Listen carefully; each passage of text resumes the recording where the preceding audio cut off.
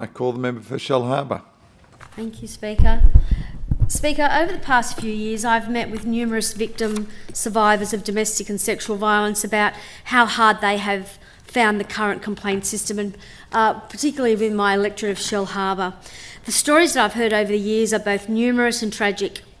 Survivors of domestic and sexual violence are often frustrated by a complex and draining system that renders them voiceless. Voiceless during the long time that it takes for an investigation to be completed and a trial to take place. Speaker, the issue of feeling voiceless is particularly relevant for those victims that make allegations against a public figure or a local hero. The local hero might be a top player who kicked the match-winning goal. They might be the politician who secured funds for local infrastructure projects. They might be a church leader who runs a local soup kitchen. All heroic achievements in the eyes of supporters. The current nature of our society and our legal system often unintentionally silences those making allegations, whilst the alleged perpetrators are free to use their hero status to directly or indirectly label them as crazy, as being liars, as being vindictive, and the list goes on. When survivors do speak up and they make a complaint, supporters of the public figure go to work to defend their hero, often at the expense of the person making the allegations. Speaker, they defend the football star, they defend the religious leader, they defend the politician. Tragically and unfairly, in the vast majority of cases, they attack the victim, leaving them feeling destroyed, damaged. It's just shameful. It's no wonder that so many survivors of domestic or sexual violence at the hands of public figures either never come forward to make a complaint, or they feel bullied into submission soon after doing so.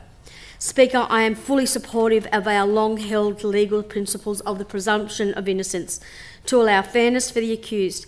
However, the idea of fairness should work both ways. Those making the allegation should be treated fairly. They should not be attacked by supporters of an alleged perpetrator. People who come out and defend alleged perpetrators before these allegations are tested in court are essentially saying to those who have made the allegations that they are liars. People who have no evidence to support their assertion. They back their hero no matter what. One of the main problems with the current system when it comes to making allegations against a public figure is that the person's media profile instantly tips the scales towards the alleged perpetrator. The hero can go on television announcing to the world that they're completely innocent. They can call a radio station to say, that they can't wait to clear their good name. They can chat with the local friendly newspaper journalist to highlight all the amazing work they've done for the community. Speaker, it is always implied during such media performances that those who have made the allegations are liars, trying to bring down a completely innocent person. It just makes me sick. The public are encouraged to take a side, knowing that the hero's version of events, unfortunately, they often do take a side. I've seen this happen. And supporters of the alleged perpetrator, whether it be someone that supports a football team that they play for or the political party of which they are a member of, have no incentive to sit on the fence. In their minds, their hero has just been clearly and falsely accused, and they attack. They don't know the victim, but they know for sure that he or she just must be a liar. Speaker, I fear for the well-being of each and every person that makes allegations against anyone, with the ability to gather hundreds of supporters to publicly label them as liars before the allegations have been investigated or heard in a court of law. I'm committed to continue to support these people in our society that are put in limbo by this deeply flawed and unfair system. And Speaker, unfortunately, very few survivors of domestic and sexual violence will get the swift justice they seek or they deserve. For those people, please know that I will always be here for you, I will always support you, you will always have my support, and I will be your voice.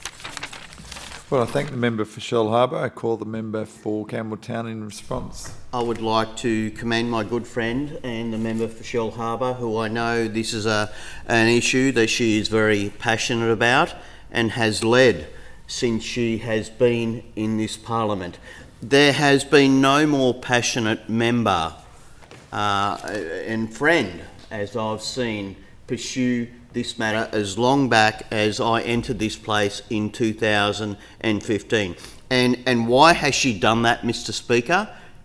Because this issue matters and it affects people's life, whether it be coercive control, whether it be a matter of that initial act. The member for Shellharbour has been there advocating and fighting for these people, those victims, but most importantly, fighting those perpetrators who should be held to account. I thank the member for Shellharbour. Thank you. Well, I thank the member for Campbelltown. I call the